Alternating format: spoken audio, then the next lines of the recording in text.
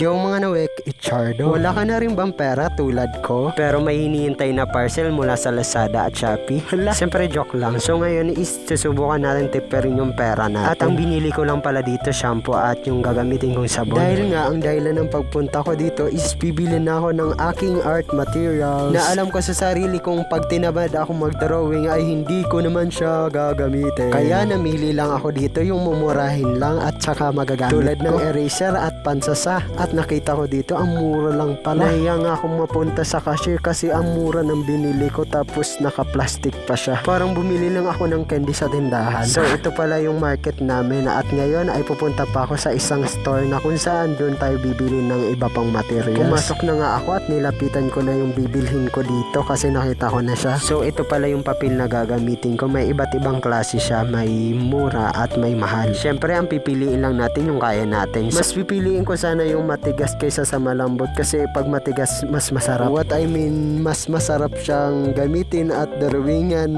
Yun yung gusto kong i-point. Hay, talaga naman si Sir. Umayos nga kayo dyan. At ngayon nga, pinag-iisipan ko kung may pera pa ba talaga akong pambili dahil makakarami-rami na ako. Kaya nga, bago ko maubos yung laman ng store na to is nagbayad na nga ako. At ang binayaran ko nga is 3,536,000 pesos. Char. Siyempre, joke lang. Wala naman tayong perang ganun.